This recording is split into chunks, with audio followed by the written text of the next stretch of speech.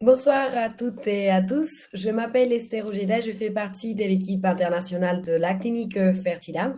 Je vous souhaite la bienvenue à ce webinaire qui a pour titre Avoir un enfant à 40 ans et plus avec la PMA, avec le docteur Frédéric Amofa, gynécologue et spécialiste en PMA et directrice médicale de la clinique Fertilab Barcelona, et Annelise Pernot, coach et thérapeute, experte en maternité tardive et désir d'enfant. Je vous explique un peu la dynamique de ce webinaire. Donc, tout d'abord, Alice, elle va vous faire une petite présentation avec des visuels. Et après, elle posera quelques questions au docteur Mofa, celles qui sont les plus fréquentes. Après, si vous souhaitez poser des questions, n'hésitez pas à aller sur la section appelée questions, qui est tout en bas à droite. Vous pouvez poser vos questions par écrit. Si elles seront dirigées en lice, vous pouvez mettre pour un lice. C'est des questions, si c'est des questions qui sont concernant l'émotionnel. Et si ce sont des questions concernant le médical, vous devez écrire pour le docteur Moffat. Donc, c'est moi qui va les lire en haute voix, mais ils sont tout à fait anonymes. Je vais les lire on ne peut pas voir le nom et le prénom de la personne qui les pose. Après, si vous souhaitez parler entre vous, comme ce que vous êtes en train de faire maintenant, vous allez sur la section chat pour parler entre vous. Mais c'est pas là que vous devrez poser vos questions. Donc, je cède donc la parole à Alice et merci beaucoup. Bonsoir à tous et à toutes. Je suis ravie d'être là ce soir. Merci beaucoup à la clinique Fertilab pour cette invitation. Bonsoir docteur Mofa, c'est un plaisir d'être avec vous aussi et de pouvoir vous poser des questions parce qu'elles sont nombreuses, ces questions sur les parcours de PMA après 40 ans. Alors moi, du coup, je vais me présenter un petit peu. Voilà, vous dire en quelques mots qui je suis. Donc, je suis Annelise Pernot, je suis coach et thérapeute. Je suis formée aux méthodes PIT, qui est une thérapie brève particulièrement efficace dans le cadre du désir d'enfant et de la maternité. Et j'accompagne aujourd'hui les hommes et les femmes qui ont un projet d'enfant autour de 40 ans, depuis le questionnement sur ce désir d'enfant, jusqu'à leur premier pas de parents, en passant par évidemment le parcours de conception, la grossesse tardive et le postpartum. Je suis également autrice d'un guide pratique dont je vais vous parler à l'instant, et surtout j'interviens régulièrement dans les médias en tant que porte-parole des maternités tardives en France, et j'ai à cœur de défendre ces parcours bébés tardifs qui sont tout aussi légitimes que les autres selon moi.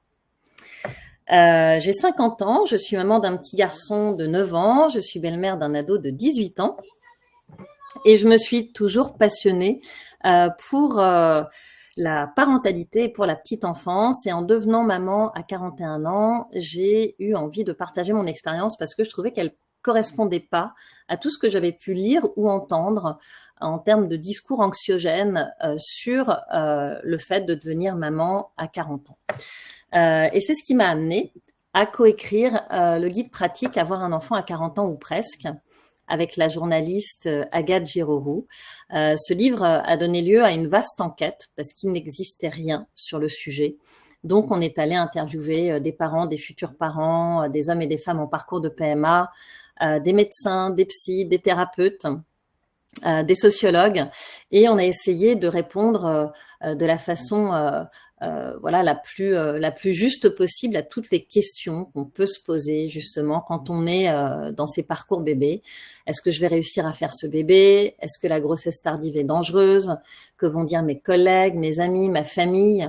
Comment vais-je accompagner mon enfant sur la durée? Et le résultat, c'est une boîte à outils dans laquelle on peut piocher en fonction de là où on en est dans le parcours.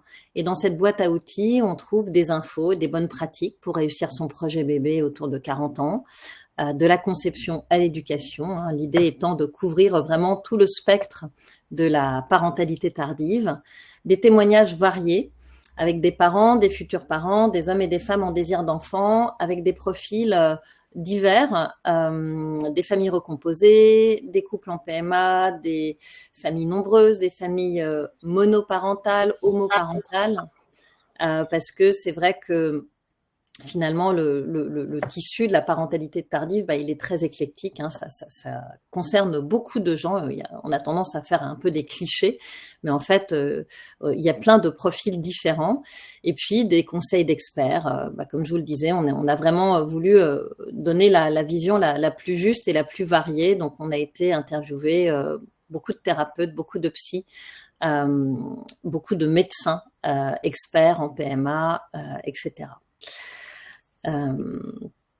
Voilà, mais alors moi, après la sortie du livre, je trouvais que c'était pas assez 250 pages finalement pour explorer en profondeur tout ce qui fait la richesse et la complexité de cette parentalité tardive. Et j'ai eu envie de créer une communauté, un site web avec des contenus, un podcast pour continuer à diffuser du témoignage, parce que je me suis rendu compte assez rapidement que le témoignage, c'était vraiment quelque chose de précieux quand on est dans ces parcours dans lesquels il y a souvent beaucoup de solitude, et on en reparlera un peu plus tard. Et puis, de fil en aiguille, j'ai commencé à accompagner les parents, les futurs parents, et surtout les hommes et les femmes qui avaient un désir d'enfant à 40 ans et plus. Je me suis formée, je suis devenue coach et thérapeute, et je propose un accompagnement aujourd'hui qui mixe le coaching et la thérapie et qui couvre tout le spectre de la parentalité tardive. Alors pourquoi est-ce que ça peut être intéressant et c'est même parfois nécessaire, voire salvateur, de se faire accompagner lors d'un parcours de PMA à plus de 40 ans? Eh bien, tout simplement parce que déjà un parcours de PMA en soi, c'est pas simple. On a l'habitude, on a un peu cette image des montagnes russes émotionnelles, et c'est pas seulement une image, hein, ça correspond à une réalité. Il y a aussi beaucoup d'imprévus, beaucoup d'événements à accueillir, beaucoup d'émotions compliquées quand on est dans ces parcours de PMA. Et quand on y est passé 40 ans, il y a des choses qui viennent se greffer en plus et qui viennent encore complexifier un peu plus ces parcours. Déjà, il y a l'âge qui est vécu comme un handicap et qui est un peu comme une épée de Damoclès qu'on a au-dessus de notre tête, avec ce sentiment d'urgence qui peut tourner à l'obsession. En tout cas, moi, c'est ce que je rencontre un peu parmi mes accompagnements. Hein. C'est vraiment cette espèce d'oppression que représente l'âge et le temps qui passe. Il y a aussi la réalité physiologique. Comme on le sait, hein, nos ovocytes vieillissent avec nous. Et forcément, c'est plus compliqué de faire un enfant passé 40 ans. Et du coup, les parcours sont plus longs. Et il faut pouvoir tenir sur la longueur, et ça peut être éprouvant. Et puis, il y a les discours parfois très anxiogènes et le regard porté par le personnel médical qui peut être un peu dur sur ces parcours. Alors, je pense surtout à la France, hein, parce que je sais qu'en Espagne, c'est quand même assez différent. Mais en France, voilà, c'est pas forcément évident d'arriver en consultation avec un âge qui est considéré parfois un peu comme canonique, alors que bon, on est juste au milieu de notre vie, quoi. Faut quand même le rappeler. Et puis, il y a bien sûr tout ce qui est lié au jugement social, au regard des autres, hein, qui peut être dur aussi, soit de la part d'inconnus et de la société en général, mais parfois aussi de la part de nos proches. On peut se heurter à beaucoup d'incompréhension. Et ce qui en découle souvent, c'est quand même une grande solitude. Moi, c'est ce que je remarque aussi dans mes accompagnements, c'est que il y a beaucoup de personnes qui viennent me voir en me disant qu'ils n'ont strictement personne à qui parler de ces parcours et des difficultés qu'ils rencontrent dans leur parcours bébé. Du coup, moi, j'ai réfléchi à la façon dont je pouvais accompagner au mieux les quadras dans ces parcours de PMA. Et le premier pilier de mon accompagnement, c'est vraiment le soutien et la libération émotionnelle. Pour toutes les raisons que j'ai citées précédemment, on est traversé par des émotions très compliquées pendant ces parcours de PMA tardif. On peut ressentir de la honte, de la culpabilité, de la tristesse, un fort sentiment d'injustice aussi. Et toutes ces émotions, elles vont venir se stocker, elles vont venir s'engrammer dans notre corps, un peu comme une couche de calcaire qui se déposerait sur, voilà, à l'intérieur de nous. Et ces émotions qui s'engramment, elles sont synonymes de beaucoup d'inconfort et de souffrance. Et ce qui est intéressant, c'est que les protocoles émotionnels, de libération émotionnelle que je propose, permettent de se délester de toutes ces émotions stockées à l'intérieur pour avancer justement avec moins de souffrance, plus de sérénité, en étant dans un meilleur accueil et une meilleure acceptation des aléas de ces parcours de PMA sur lesquels finalement on a très peu de contrôle.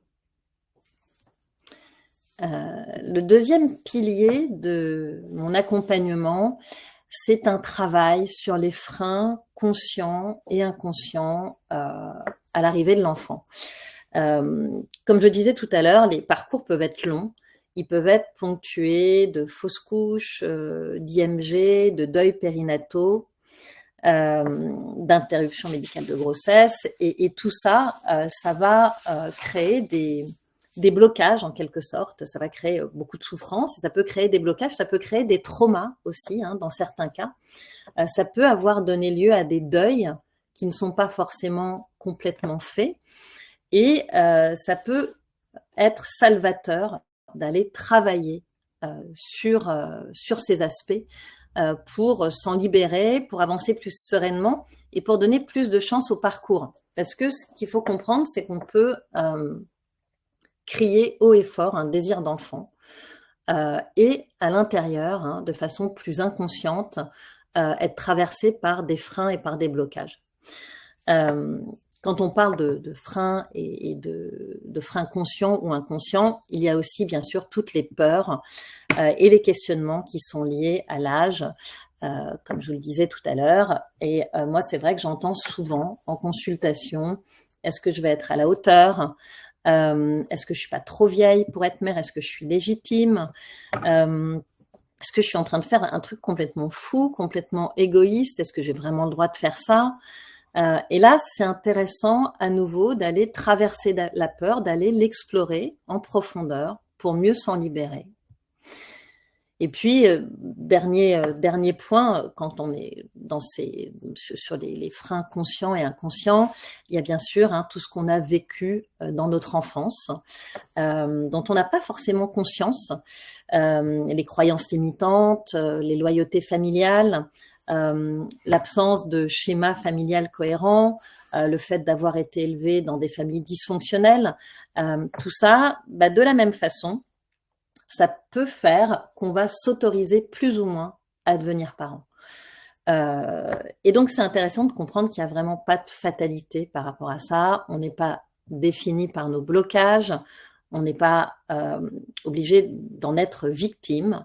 C'est possible de travailler en profondeur sur ces aspects. Ça demande un certain engagement, ça peut demander aussi un peu de courage, mais on peut s'en libérer. Et encore une fois, c'est pas une baguette magique évidemment, mais tout ça, ça permet, ça participe d'une certaine façon à la réussite du parcours, tout comme un protocole médical bien ficelé ou un travail sur l'hygiène de vie. Troisième pilier de cet accompagnement, c'est évidemment la gestion du stress et de l'anxiété. Je vous apprends rien en vous disant que le stress s'invite régulièrement dans les parcours de PMA. Il est amplifié passé 40 ans par tout ce qu'on a évoqué au début. Et on sait quand même aujourd'hui, en tout cas il y a un certain nombre d'études qui l'attestent, que le stress il peut être nocif, il peut perturber le bon fonctionnement du système hormonal, il peut aller jusqu'à bloquer une ovulation. Et c'est quand même dommage de pas donner toutes ces chances à son parcours à cause d'un stress qu'on aurait du mal à gérer. Et il existe aujourd'hui des outils efficaces, faciles à mettre en place et surtout qu'on peut pratiquer en toute autonomie pour lutter contre le stress et l'anxiété. Et moi, mon rôle là, c'est de vous transmettre ces outils, de vous les enseigner et puis aussi peut-être de vous coacher par rapport à ça parce que quand on est seul, on n'a pas forcément la motivation nécessaire. C'est pas toujours évident dans notre quotidien pour mettre en place ces outils, pour avoir la régularité, la routine. Et c'est là où l'aspect coaching va prendre tout son sens. Et puis le dernier point, qui n'est pas des moindres, c'est vraiment le partage d'expériences. Comme je le disais en introduction, on est souvent seul dans ces parcours. On n'a pas forcément dans notre entourage beaucoup de modèles, beaucoup d'autres mamans qui sont devenues mamans à 40 ans. Il ne faut pas oublier que les mamans Quadra ne représentent que 5,7% des mamans en France. Moi, ce que je vous propose dans cet accompagnement, c'est de vous partager de l'expérience de mes clientes qui sont en parcours ou qui sont devenues mamans avec lesquelles je reste en contact, mais aussi ma propre expérience pour vous rassurer sur la suite. Parce qu'on oublie souvent que de dire une chose, c'est votre âge, on a compris pendant le parcours de conception, c'est pas forcément votre meilleur ami, c'est un peu un handicap et il faut faire avec. En revanche, par la suite, votre âge peut se révéler être un atout. Moi, je pars vraiment du principe que faire un enfant à 40 ans, c'est ni mieux ni moins bien que de faire un enfant à 30 ans. Il y a des avantages et des inconvénients. Et parmi ces avantages, il y a la maturité. Et la maturité, elle peut vous permettre d'accéder à la parentalité en étant peut-être plus stable émotionnellement, en ayant un certain recul, en ayant vécu des choses, en ayant travaillé sur soi, en arrivant avec une version de soi-même un peu améliorée. Ça pourrait faire l'objet d'une conférence complète, donc je vais pas trop m'étendre sur le sujet. Mais c'est un message que j'essaye vraiment de porter publiquement parce que ça me paraît très important. Et encore une fois, on met pas toujours le focus là-dessus. Mais voilà, n'oubliez pas que votre âge, c'est pas juste une punition. Ça peut vraiment être chouette, un bel atout par la suite. Voilà, moi je suis arrivée au bout de ma présentation et j'ai récolté un certain nombre de questions que j'aimerais poser au docteur Moffat. Alors, les questions, voilà, les plus communes, ce sont des questions qui m'ont été posées par ma communauté, mais bien sûr, vous aurez l'occasion aussi de compléter cette liste. Il y a une première question qui est vraiment un peu basique, mais c'est toujours bien d'avoir une petite piqûre de rappel par rapport à ça. Quels sont les protocoles de PMA les plus adaptés au Quadra, Dr Moffat? Qu'est-ce que vous pouvez nous dire sur ce sujet?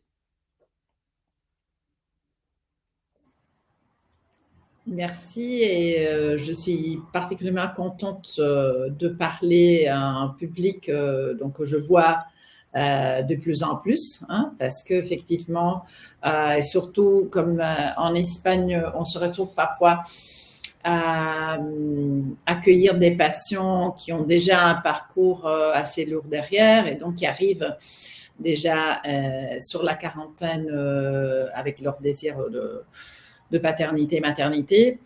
Quels sont les protocoles? Donc, évidemment, l'âge est une variable à tenir en compte avec, et je parle maintenant surtout des femmes, de la réserve ovarienne. Donc, quand on parle d'un protocole, il faudra mettre sur la balance les probabilités de réussite sur certaines techniques par rapport à l'âge et par rapport à la réserve ovarienne. Donc, en général, on sait qu'avec l'âge, la quantité d'ovocytes disponibles, voire la réserve ovarienne qu'on peut tester avec différents outils, surtout l'AMH et la compte folliculaire.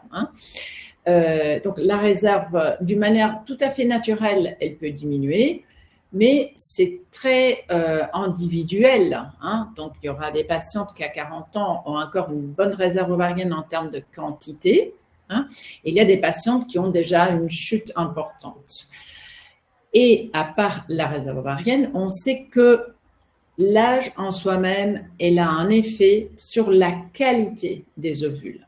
Et quand on parle de la qualité, réellement, on est en train de parler de la partie chromosomique, c'est-à-dire du noyau qui est à l'intérieur des ovules. Donc, si on met sur la balance les différentes techniques, c'est clair que quand on a dépassé la quarantaine, normalement, on ne peut pas se permettre de perdre beaucoup de temps sur des techniques très simples. Parce que c'est vrai qu'elles sont peu invasives, comme des inséminations. C'est une technique très simple, mais déjà à un âge favorable, donc déjà chez une patiente qui a moins de 40 ans, l'insémination nous donne autour de 25% de chances. Si on applique cette technique très simple à une femme qui a dépassé la quarantaine, la probabilité de réussite, c'est-à-dire non seulement de grossesse, mais des naissances, elle chute énormément, donc elle est largement inférieure à 10%. Donc, c'est-à-dire que les techniques qu'on propose, c'est déjà des techniques plus complexes, comme la fécondation in vitro, à laquelle on propose d'habitude, ici en Espagne, parce que nous, on a la possibilité d'appliquer le diagnostic préimplantatoire, c'est-à-dire, je sais qu'une partie des ovules, même si ma réserve ovarienne est encore bonne, ils sont peut-être pas de bonne qualité parce que j'ai déjà dépassé l'âge et je peux rien faire. C'est-à-dire que je peux faire, on dirait. Mais donc, je vais pouvoir les tester avec un screening des chromosomes. Donc, pour donner une réponse plus rapide de celle que je viens de donner, la technique plus adaptée, c'est évidemment la fécondation in vitro avec possiblement un test chromosomique sur les embryons pour sélectionner ceux qui sont en bonne santé aussi. Après, si on a déjà dépassé les 43-44 ans, alors on conseille de passer, même si on a encore une bonne réserve, la qualité des ovocytes est tellement plus faible qu'on déconseille la fécondation in vitro avec ses propres gamètes. Merci beaucoup. Merci, c'était très clair. Alors, il y a une petite inquiétude des fois quand on pense à la FIV, justement, passé 40 ans, par rapport à la stimulation ovarienne qu'on va pratiquer. En France, les stimulations ovariennes passé 40 ans sont souvent assez chargées, assez puissantes. Comment ça se passe en Espagne? J'imagine que les protocoles sont vraiment sur mesure, adaptés à chaque patiente. Oui, il ne faut pas avoir spécialement peur de la stimulation ovarienne aujourd'hui parce que si, par exemple, une patiente qui a dépassé la quarantaine, elle fait un parcours de FIV et donc on stimule pour avoir un bon nombre d'ovocytes, ça c'est important parce qu'on sait qu'après on va faire une sélection. Bon, même si la réponse ovarienne elle est assez bonne, donc on monte le niveau d'hormones déjà à un niveau très élevé. Aujourd'hui, avec les protocoles adaptés et avec un déclenchement spécifique pour éviter l'hyperstimulation, on obtiendra un grand nombre d'ovocytes sur une stimulation importante, mais sans les effets secondaires de l'hyperstimulation. Donc, c'est vrai qu'il faut avoir peur de l'hyperstimulation, mais aujourd'hui, ça ne devrait plus exister des cas d'hyperstimulation parce que du moment qu'on voit qu'une patiente a une grande réponse ovarienne, si elle a plus que 40 ans, on doit être très content parce qu'on va avoir un très grand nombre d'ovocytes sur lesquels on va faire des tests pour sélectionner des embryons de bonne qualité. Mais on ne va pas avoir peur parce qu'on déclenche avec des médicaments adaptés et surtout parce qu'on ne va pas faire le transfert de l'embryon sur le même cycle de stimulation. C'est très important de savoir ça. Donc, on ne va plus avoir peur de l'hyperstimulation. On va stimuler tout ce qui est nécessaire pour avoir un bon nombre d'ovocytes. Et on va différer le transfert. On va faire le transfert sur un cycle possiblement naturel. Donc, il n'y a plus de risque d'hyperstimulation. Ok, merci beaucoup pour ces précisions.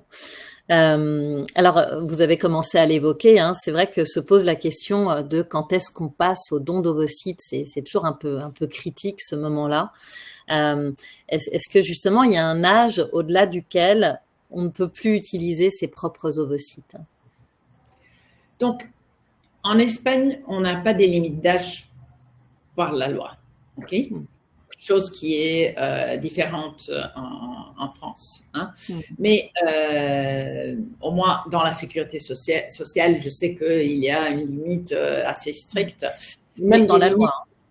Même dans la loi, voilà. Donc, les limites ne sont pas posées parce que les médecins, on est méchants. Les limites d'âge sont posées parce qu'on sait que dépasser les 44 ans, hein, la probabilité de réussite sur des cycles de fécondation in vitro avec ces ovules sont tellement faibles. Et quand je parle de tellement faibles, je ne peux pas dire zéro parce que ça n'existait pas en médecine, hein, mais on est en train de parler d'inférieur à 1 ou 2%.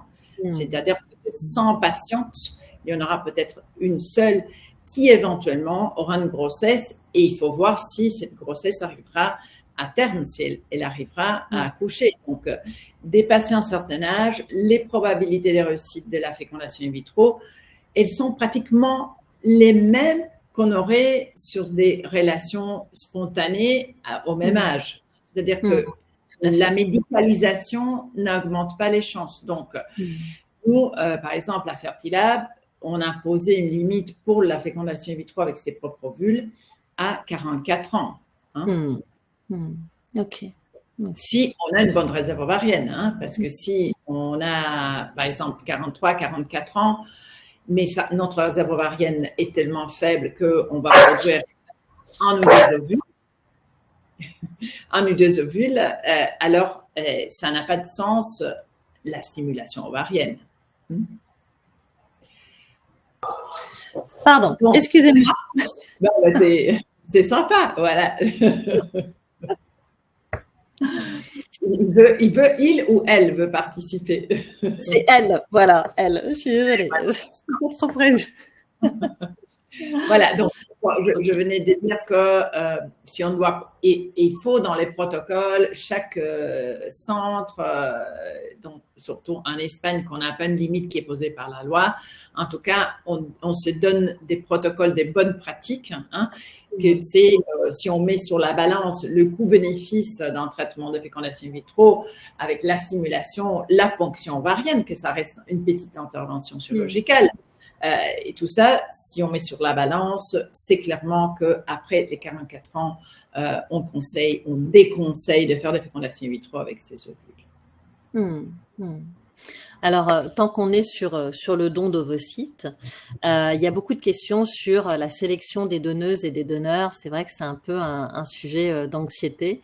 C'est un assez vaste sujet, mais est-ce que vous pouvez nous dire en quelques mots comment sont sélectionnés les donneurs et les donneuses en Espagne? Voilà. Il faut d'abord dire répéter que le don d'ovocytes tel que le don de sperme en Espagne sont anonymes, hein, et ça c'est la loi qui le prévoit. Et les donneuses d'ovocytes, elles ont un âge entre 18 et 35. Et encore une fois, pourquoi 35? Parce qu'effectivement, on sait toutes que, évidemment, la meilleure qualité d'ovocytes est dans cette tranche d'âge, hein, entre les 18 et les 35. Ils sont évidemment sélectionnés à travers toute une série d'analyses médicales, évidemment toutes les maladies infectieuses, on a tous les dossiers gynéco avec échographie, tous les tests de réserve ovarienne. Évidemment, on ne peut pas être donneuse si on est jeune, mais on n'a pas une bonne réserve ovarienne. Et on fait aussi des tests génétiques, hein, le karyotype, hein, que c'est les tests des chromosomes. Et on fait aussi des tests des porteurs de mutations rares.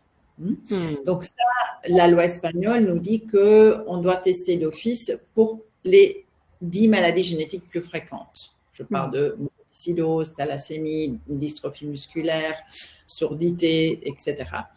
Donc, qu'est-ce que ça veut dire? Ça veut dire que pour les maladies en question, la donneuse n'est pas porteuse. Donc, le risque que l'enfant hérite cette maladie parce que les deux parents sont porteurs, évidemment, du moment que la donneuse n'est pas porteuse, ce risque revient pratiquement à zéro. Et aujourd'hui, les tests génétiques, on peut aussi faire un test génétique plus poussé. Si le partenaire ou le donneur de sperme fait aussi un test génétique, on peut croiser les résultats et couvrir beaucoup plus de maladies. On peut arriver à couvrir jusqu'à 300 000 maladies rares. Et alors, justement, c'était une de mes questions un peu plus tard. Sur ces tests génétiques, est-ce que c'est quelque chose que vous proposez systématiquement? Finalement, le test génétique croisé entre la donneuse et le partenaire. Est-ce que c'est en rapport avec l'âge ou pas du tout? Non, c'est pas lié à l'âge, pas du tout. On est tous porteurs de quelques mutations. Donc, même quand on recherche une grossesse de manière naturelle, on a le même risque. Donc, mais du moment que la donneuse, on a déjà l'ADN de la donneuse, si le couple veut faire l'appareillement génétique, ça, on propose, mais on n'oblige pas les patients. Donc, si les patients ne veulent pas faire le test d'appareillement, on va juste confirmer que la donneuse ne soit pas porteuse des 10 maladies plus fréquentes. Et déjà, c'est par rapport à la population générale, c'est déjà un risque plus faible de transmission des maladies rares. Si le couple a entendu le discours des risques génétiques, etc., veut faire l'appareillement, alors il faudra faire le même test au partenaire ou au donneur. S'il s'agit des deux donneurs, comme nous, on a la donneuse et les donneurs parce qu'on a notre propre banque de sperme, donc d'office, les donneurs, ils vont tous être testés et donc nous, on fait d'office l'appareillement génétique entre donneurs. Un double don. Voilà, donc en double don, en fait, cet appareillement génétique, il est fait automatiquement. Ok, c'est donc quelque chose qui peut rassurer, en fait, de ce que j'entends, c'est ça. Oui, après, je tiens toujours à dire que ce type de test, ils vont pas mettre à zéro les risques, parce que c'est pas que toutes les malformations ou les complications de grossesse sont liées à des mutations génétiques, il faut le savoir. Et après, on peut aussi avoir des mutations, des nouvelles mutations qui étaient pas dans l'ADN des parents, ok. Mais déjà ça va mettre un minimum de risque, mais comme toujours en médecine, le risque zéro, ça n'existe jamais, mais c'est vrai que ça aide à diminuer ce risque. Et puis, il faut quand même rappeler que quand on passe pas par la PMA et qu'on fait un bébé avec quelqu'un qu'on rencontre comme ça spontanément, on va pas vérifier tout ça, quoi. Exactement. C'est correct ce que vous dites, absolument. Alors, depuis quelques années, on entend beaucoup parler des examens de l'utérus, de l'endomètre. C'est vrai que c'est une partie aussi très importante. Il y a la qualité ovocitaire et puis il y a l'endroit, il y a le réceptacle en quelque sorte.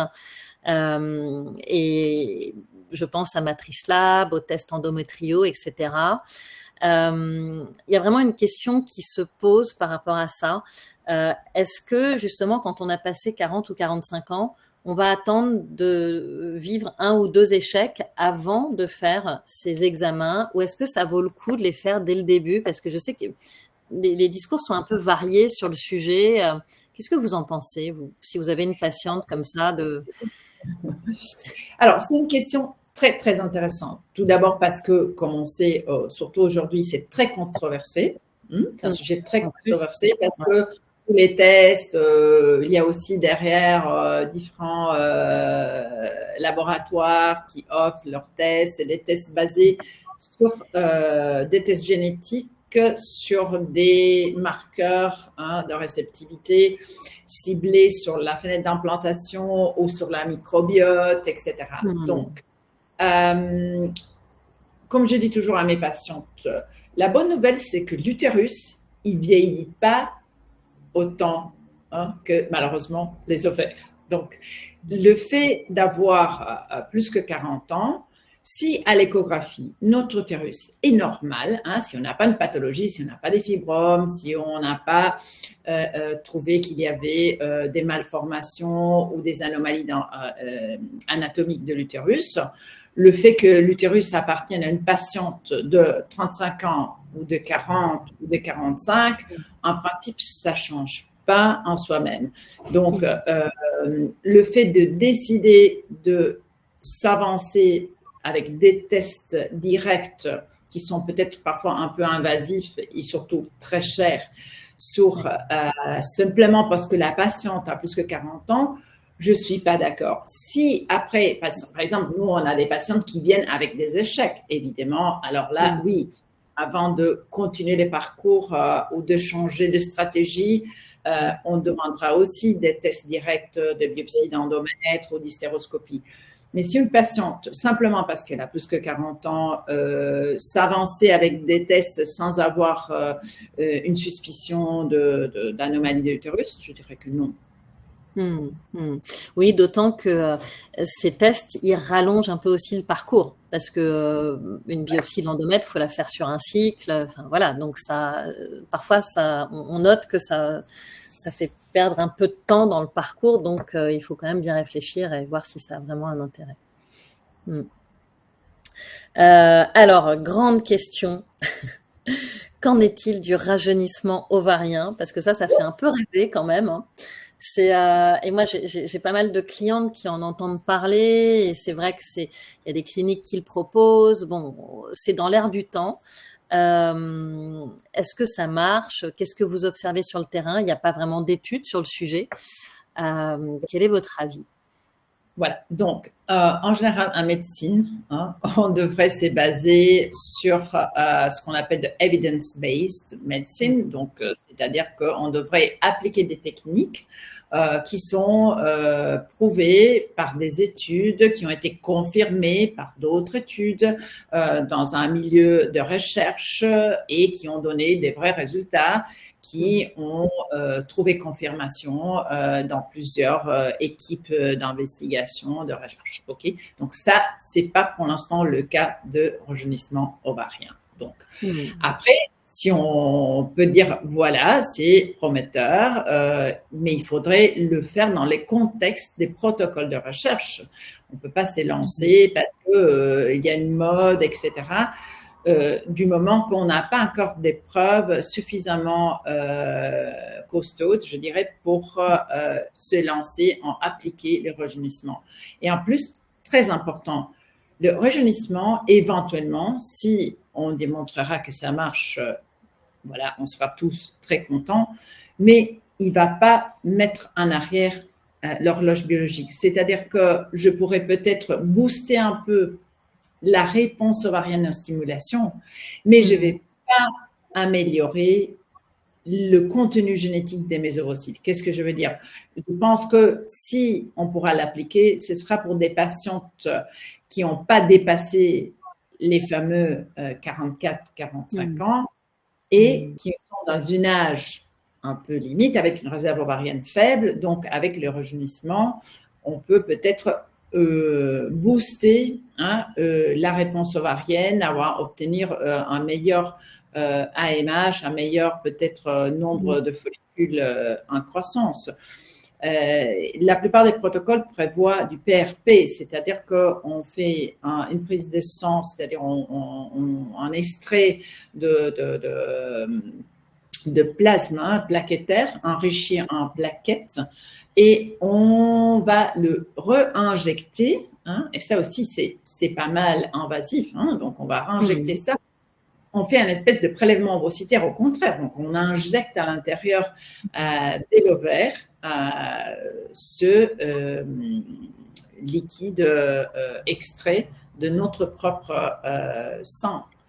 Donc, pour l'instant, nous, comme on n'a pas un protocole de recherche sur ça, on a décidé que pour l'instant, on ne va pas appliquer ce type de protocole. Et le jour qu'on va le faire, on va le faire dans un cadre très, très strict de protocole de recherche. Et oui, et donc ce que j'entends, pour que ce soit bien clair, c'est qu'en fait, on ne rajeunit pas les ovocytes. Hein, c'est ça. Voilà, c'est ce que je disais. On va pouvoir augmenter une AMH, mais on ne va pas rajeunir. Donc, c'est ça. Et c'est vrai que dans le rajeunissement ovarien, c'est un peu trompeur, quoi. Oui, je pense que les mots sont importants et que ça donne un espoir vraiment sur la qualité aussi. Comme je dis, on va peut-être pouvoir ça booster un peu la quantité de vos sites disponibles, mais leur qualité est vraiment liée à l'âge. Excusez-moi de vous couper, merci beaucoup pour vos questions, mais il y a au moins 30 questions posées par des participants. Donc, il faut que je commence à les lire, excusez-moi. Oui, bien sûr. Je commence. Bonsoir, dans le cas d'un double don à 45 ans, peut-on considérer que si on passe les 3 mois de grossesse, les chances de mener à bien la grossesse est proche des personnes plus jeunes ou non? Docteur Monfa. J'ai pas que si on a une grossesse à plus de 45 ans. Dans le cas d'un double don à 45 ans, peut-on considérer que si on passe les 3 mois de grossesse, les chances de mener à bien la grossesse est proche des personnes plus jeunes ou non? Je dirais en gros oui. C'est clair que quand on parle, donc si c'est du double don, on part du principe que l'embryon, c'est un embryon de bonne qualité, avec une très bonne probabilité de donner lieu à une naissance avec un enfant en bonne santé, point de vue chromosomique, etc. Donc, on a déjà dépassé le premier trimestre. C'est vrai que une des facteurs qui peuvent entrer en jeu avec l'âge, c'est un facteur placentaire. Donc, ça ne dépendra pas simplement de l'âge, mais il y a aussi tout un taux de facteurs qu'il faut mettre ensemble, c'est-à-dire aussi le poids, si on a des risques, par exemple, parce qu'on a un risque de diabète ou un risque d'hypertension. Donc, si on n'a pas d'autres risques, et la seule variable, c'est l'âge, si on a dépassé les premiers trimestres et on est en bonne santé et voilà, et on n'a pas d'autres variables en jeu, je pense qu'on a les mêmes risques qu'une autre patiente. Merci, docteur. Suivante question. Question pour le docteur. Si 44 ans et avec mes propres gamètes poursuivent, est-ce que le test préimplantatoire chromosomique permet de connaître la qualité réelle avant implantation? Bien sûr. Donc, c'est pour ça qu'on invite toutes les patientes qui ont plus que 38 ans et qui passent par une fécondation in vitro à appliquer le DPI sur les implants, donc le diagnostic préimplantatoire, que nous on appelle PGT-A en anglais, sur les blastocystes. Donc ça, on le fait avec une biopsie de quelques cellules sur la partie externe d'un blastocyste, donc des implants de J5, J6. On envoie la biopsie au laboratoire de génétique qui va faire une analyse qui est la même analyse qu'on ferait pendant la grossesse sur l'ADN du fœtus. Okay. Donc, ça nous permettra de déterminer si l'embryon, il a les chromosomes normaux, donc si c'est un embryon transférable, ou s'il y a une anomalie des chromosomes, comme par exemple une trisomie. Donc, avec ce type de test, on pourrait par exemple détecter une trisomie 21.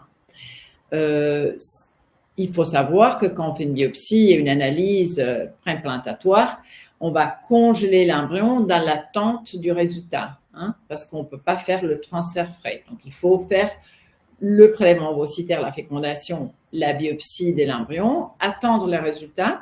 Si on trouve qu'on a un embryon avec les chromosomes normaux, donc sur un cycle postérieur, moi j'aime bien, et à Fertilab on aime bien le faire sur cycle naturel, postérieurement on pourra implanter l'embryon qu'on a testé comme normal. Merci docteur Monfa. Et si la réponse ovocitaire n'est pas énorme, conseillez-vous systématiquement le don d'ovocytes? Ça dépend de plusieurs variables, c'est-à-dire qu'est-ce que ça veut dire n'est pas énorme. Si on a 43, 44 ans et qu'on arrive à avoir 1 ou 2 ovocytes et ça ne marchera pas, peut-être on discute ensemble si ça vaut la peine de refaire une stimulation. Si Par contre, peut-être on tient 4-5 ovocytes, on peut appliquer des protocoles personnalisés comme la double stimulation pour essayer d'accumuler plus d'ovocytes, ce qu'on appelle la duostime, ou refaire 2-3 cycles de stimulation pour accumuler des ovocytes, essayer d'arriver à avoir des blastocystes pour éventuellement l'analyse génétique. Donc, quand on parle de réponse faible, c'est la réponse est très, très faible et on est déjà dans une tranche d'âge où la qualité ovocytaire aussi est très diminuée, fort diminuée. Normalement, on discute ensemble, on prend une décision avec la patiente. Là aussi, voilà, c'est pas à moi de déterminer si une patiente elle veut continuer, même si la réponse est faible. Moi, je vais donner mon conseil. Donc, après, c'est la patiente qui décide. Merci, Dr Moffat. Donc, question pour Anne-Lise. Est-il arrivé de faire une dépression postpartum malgré le parcours PMA? Alors oui, c'est une très bonne question. En fait, quand on a passé 40 ans et quand on a fait un parcours de PMA, le postpartum, ça peut être un terrain un peu glissant. Parce que on a peut-être un peu de mal à s'autoriser à avoir un moment de flottement avec son enfant, à pas l'aimer au premier regard. Donc on peut être un peu dans le déni des difficultés du postpartum et ne pas tirer la sonnette d'alarme, ne pas se faire accompagner.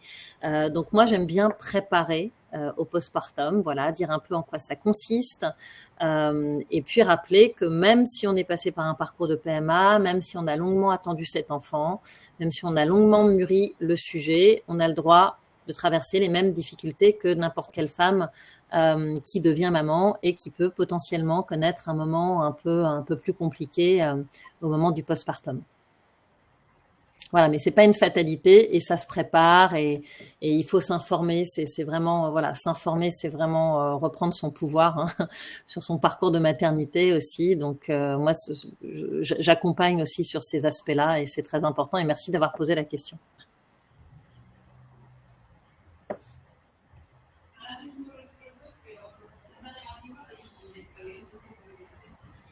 Esther, tu es sans micro. Excusez-moi.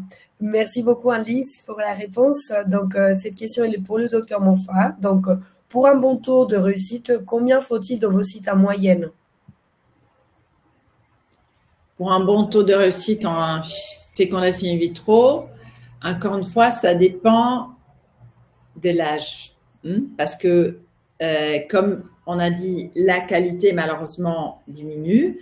Donc, si la qualité des ovocytes diminue, j'aurais besoin statistiquement de plus d'ovocytes pour pouvoir obtenir un embryon de bonne qualité, surtout si je fais le test chromosomique. Donc, je dirais que, par exemple, à 40 ans, un âge voilà, sur le créneau, à 40 ans, l'idéal, c'est pouvoir avoir au moins une bonne dizaine d'ovocytes pour démarrer tous les processus de fécondation in vitro, avoir et observer un développement embryonnaire pour arriver à avoir des embryons de J5, J6 pour l'analyse chromosomique. Donc, à 40 ans, une bonne dizaine. Paradoxalement, plus on avance d'un âge, plus on en aurait besoin. Merci, Dr Moffat. La suivante question est pour Anne-Lise. J'ai 42 ans, je suis en pleine stimulation ovarienne, je pratique l'équitation et du fitness cardio. Conseillez-vous de maintenir l'activité physique pour notre bien-être pendant la stimulation et jusqu'au transfert? Merci. Alors ça, c'est vraiment du cas par cas. Moi, je pense qu'il faut toujours être dans la balance entre ce qui vous fait du bien. Voilà, si c'est important pour votre bien-être, pour votre morale, de continuer l'équitation, et puis le risque qu'on peut faire prendre au parcours. Je pense qu'il faut être dans quelque chose de raisonnable.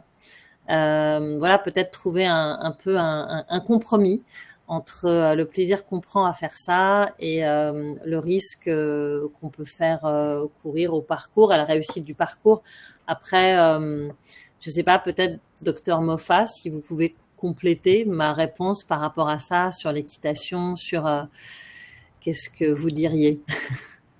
Non, moi, en général, moi, je suis très partante pour que la patiente, elle n'altère pas sa vie le moins possible pendant le parcours PMA. Donc, continuer à travailler, faire voilà, ses sorties, faire tout. Évidemment, de la manière que chacun peut ressentir, si on se sent un peu plus fatigué, etc. Voilà. Mais sinon, si on a envie de faire du sport, on fait du sport.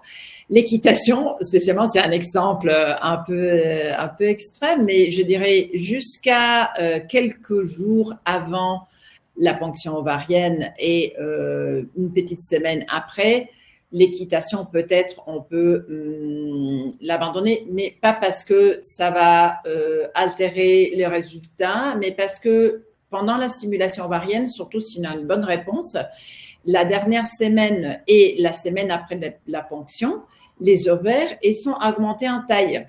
Hein? C'est normal et c'est ce qu'on s'attend. Donc, si j'ai des ovaires qui sont augmentés en taille, il n'y a pas de problème normalement, mais on a un peu plus de risque de torsion. Donc, si on fait un sport un peu plus poussé, un peu plus extrême, avec beaucoup de ballonnements comme ça, peut-être, donc l'équitation spécialement, la semaine avant et la semaine après la ponction, ça peut-être, je ferai le cardio. Merci. J'ai une nouvelle question pour Anne-Lise. Quel type d'accompagnement proposez-vous pour un deuil et préparer au mieux et sereinement un nouveau transfert d'embryon? Pour un deuil, l'idée c'est justement de travailler sur le deuil, de passer par la phase d'acceptation, la phase de libération émotionnelle, parce que vivre un deuil c'est extrêmement compliqué, et ça s'accompagne en quelques séances. Et puis l'idée, c'est aussi de faire de la place d'un point de vue plus énergétique, en fait, pour que le nouvel embryon puisse s'implanter tranquillement, voilà, pour qu'il puisse avoir la place libre. Donc ça se fait en quelques séances. Après, c'est vraiment du cas par cas. Voilà, il n'y a pas de comment dirais-je, moi c'est vraiment du sur-mesure, donc je peux pas vous indiquer un nombre de séances précis, mais en quelques séances on peut déjà faire quelque chose de très efficace. Merci Anne-Lise. J'ai une nouvelle question pour le docteur Monfa. Comment favoriser le bon taux de progestérone pour optimiser ses chances de nidation et grossesse évolutive? Ok, ça c'est une question à laquelle j'aime bien répondre.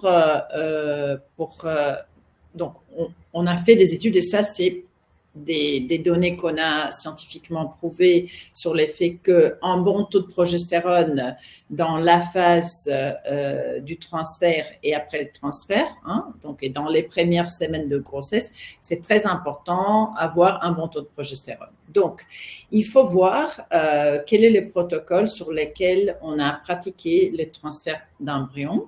Donc, si c'est un protocole artificiel, normalement, comme il n'y a pas de production naturelle de la part de la patiente, on va faire un suivi des taux de progestérone.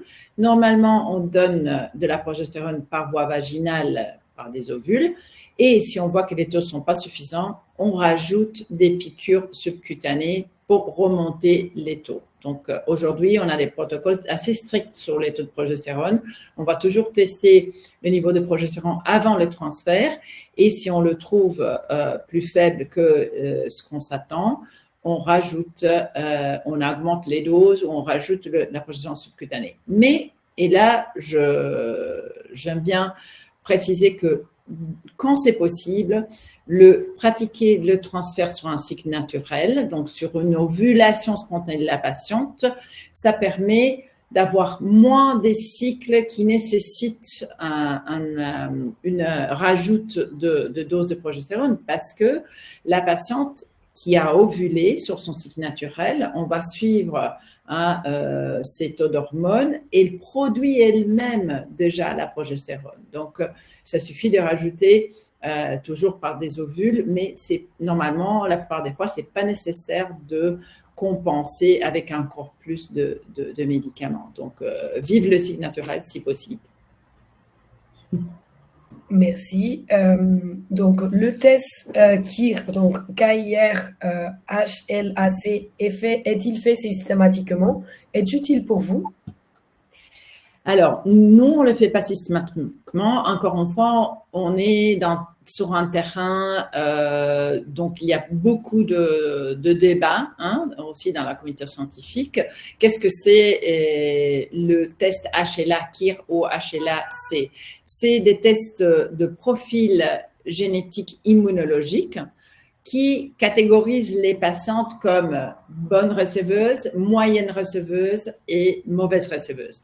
Déjà, en médecine, c'est un peu simpliste de catégoriser en 3 catégories, mais bon, l'idée, ce serait que des patients qui ont eu plusieurs échecs, on peut aussi aller regarder leur profil immunologique, HLA-KIR, pour comprendre si effectivement elles sont plus ou moins compatibles avec l'HLA dès l'embryon. Et comment on peut connaître l'HLA dès l'embryon? Bref, on doit tester l'HLA dès l'ovule, c'est-à-dire de la personne qui donne l'ovule. Si c'est la même patiente, c'est son HLA-C. Et l'HLA-C du spermatozoïde, donc de la personne qui donne le spermatozoïde. Donc, on aura un certain profil HLA KIR comme receveuse et on aura l'HLA-C qui est plus ou moins compatible avec le profil KIR. Est-ce qu'on fait ça systématiquement? Non, parce que là aussi, il y a beaucoup de controverses. On laisse ce type de test si on se retrouve devant des échecs d'implantation. Merci, docteur Moffa. Donc, comment se passe le protocole de PMA en FIV-DO avec Fertilab? Je pense que la question est comment, voilà, on démarre par le cycle de la donneuse ou des donneurs, dans le cas. Donc, on fait l'appariement sur la base, comme on a dit, aussi des caractéristiques physiques. Évidemment, ça, je ne l'ai pas dit avant, mais l'appariement, ça se base sur une ressemblance phénotypique entre la donneuse et la receveuse. Si on a demandé un appariement génétique, on va faire aussi l'appariement génétique. Et puis, on fait un cycle de stimulation pour la donneuse, parce que la donneuse, même si elle est jeune, elle doit passer par une stimulation comme une FIV.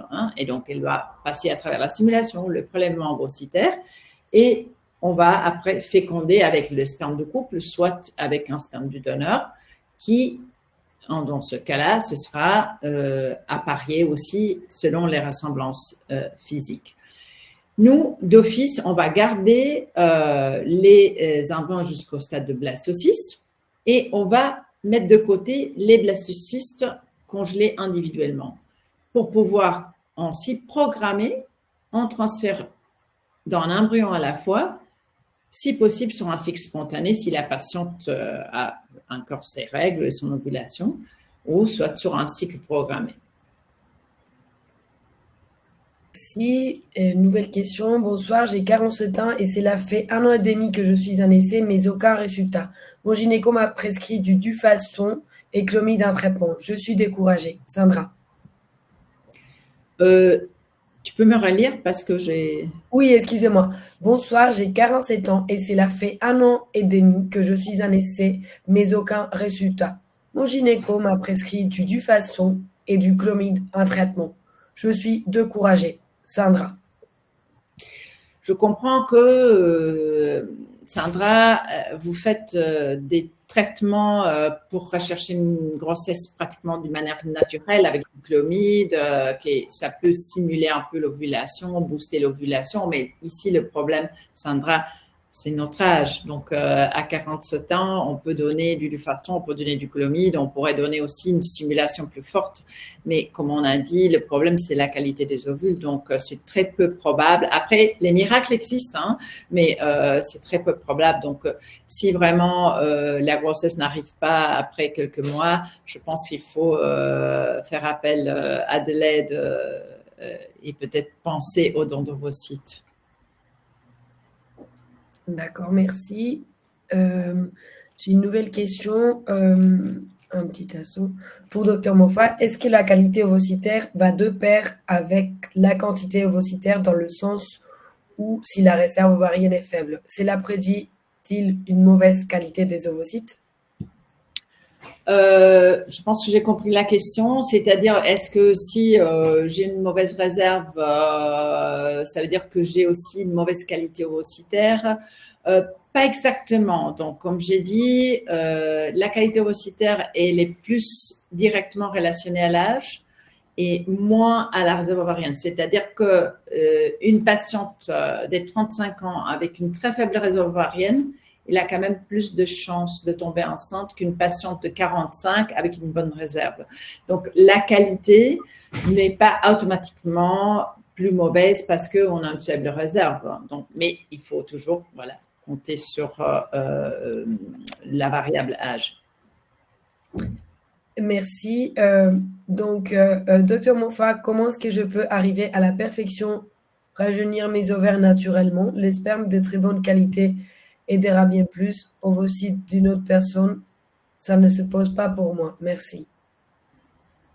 Ok, je pense qu'on a déjà parlé du rajeunissement ovarien. Donc, comme j'ai dit, ça donne de l'espoir, mais il faut pratiquer ça dans le cadre des protocoles de recherche et ça ne changera pas la qualité des ovocytes en soi-même. Donc, voilà. Oui, merci. Donc, pour après, donc, vous dire qu'on va finir normalement à 20h10. Malheureusement, toutes les questions n'auront pas pu être répondues, malheureusement. Mais n'hésitez pas de nous écrire sur france@fertilab.org. Je vais l'écrire sur la section chat pour les questions qui n'ont pas pu être répondues, les questions pour le docteur Moffat. On vous répondra dès que possible et on vous donnera les informations et on vous programmera un rendez-vous en ligne. Et aussi pour les questions, les questions qui seront adressées à Alice, elle mettra ici aussi ses coordonnées pour que vous puissiez la contacter. Donc, j'ai lu une prochaine question pour le docteur Moffat. Un don d'embryon déjà congelé, faut-il faire un DPI? Pas de risque sur la décongélation, recongélation et de nouveau décongélation?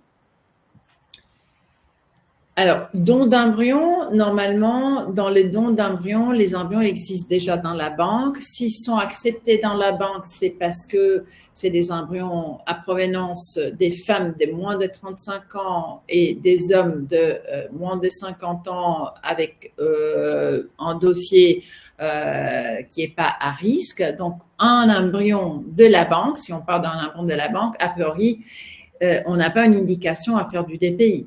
Si par contre, on est en train de parler d'un embryon à nous, par exemple, j'ai 42 ans, j'ai fait une FIV et j'ai des embryons congelés, mais je veux faire un test DPI sur les embryons qui sont dans la banque, mais c'est mes embryons. Donc là, évidemment, on conseillerait de faire du DPI. On peut décongeler, faire l'analyse, recongeler. Il y a un risque quand même relativement faible de perte de l'embryon due à la procédure de décongélation, biopsie, récongélation, inférieure à 5%. Donc, ça vaut le coup si moi je pense que l'embryon que je veux tester, il a un risque bien plus élevé d'avoir une anomalie, donc le coût-bénéfice est pour faire le test. Si on parle des embryons à faible risque, ça ne vaut pas la peine de les biopsier.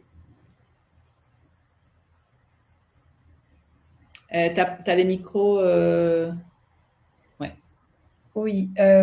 Donc, pour le docteur Moffat, j'ai fait une préclampsie fin juillet. Les médecins n'ont pas été rassurants. Mon conjoint et moi, nous avons 2 ovocytes infertilables, je crois qu'ils veulent dire plutôt 2 embryons. Quels sont les risques que je fasse une autre prééclampsie? Voilà. Donc, il faut voir, je ne comprends pas si la prééclampsie a quand même pu donner une naissance, hein, parce que ça dépend si la prééclampsie est une prééclampsie très grave, très précoce dans la grossesse qui a empêché la grossesse d'arriver à terme. Donc, si c'est vraiment une prééclampsie précoce et grave, évidemment, il y a un gros risque pour les futurs. Et donc là, se pose la question vraiment, est-ce qu'on déconseille carrément une nouvelle grossesse? Si la prééclampsie a été contrôlée quand même par des médicaments et maintenant qu'on sait que ça c'est arrivé, c'est vrai que la patiente a un risque de refaire une prééclampsie, hein, ça c'est clair. Mais du moment qu'on connaît ce risque, on peut dès le départ de la grossesse, mettre en place des protocoles pour minimiser ce risque, en tout cas pour les contrôler. Hein. Donc, comme des anticoagulants, des contrôles plus rapprochés, etc. Donc, le fait qu'on connaisse le problème maintenant, ça peut nous aider à faire un suivi plus strict. Mais évidemment, ça dépend de la gravité de la prééclampsie sur cette première grossesse que je ne connais pas. Merci beaucoup. Je vais lire une dernière question. Juste un petit instant. Le assist hatching peut-il être particulièrement indiqué aux femmes âgées de plus de 40 ans? Ça, c'est une belle question parce que la réponse rapide, c'est non. Ça, c'est des techniques, encore une fois, que finalement, on n'a jamais trouvé des confirmations scientifiques de poids. Hein. Pourquoi on pensait que l'assisted hatching, c'est simplement, une fois qu'on a l'embryon au laboratoire, on coupe la membrane externe de l'embryon qui s'appelle zona pellucida, pour essayer de donner plus de chances à l'embryon de sortir et s'implanter. Quand on sait qu'un embryon de bonne qualité, il va quand même faire sa croissance à l'intérieur de la zona pellucida et il va sortir de la zona pellucida s'il est un bon embryon en soi-même. Donc, le fait de faire une coupure artificielle ne change pas les destins de l'embryon en soi. Merci beaucoup à toutes et à tous de votre participation.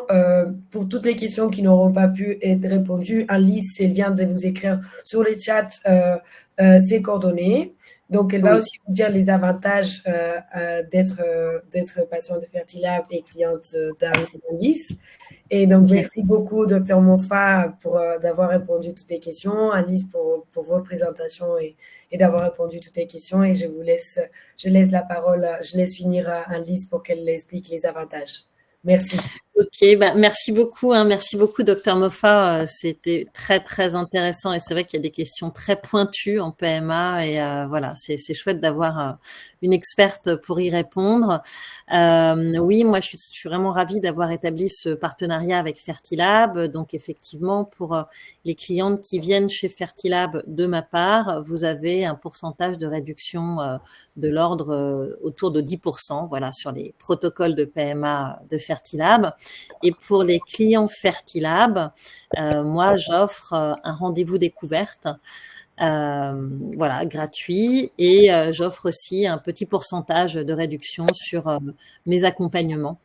Donc, n'hésitez pas, si vous êtes client Fertilab, à me faire signe. Et si ce n'est pas le cas, à me faire signe également. Moi, je serais ravie de vous recevoir en rendez-vous découverte ou directement en séance. Voilà, merci beaucoup et bonne soirée. Et à toutes. Merci, bonne soirée à tous et à toutes. À bientôt. Au revoir. Au revoir. Merci, au revoir.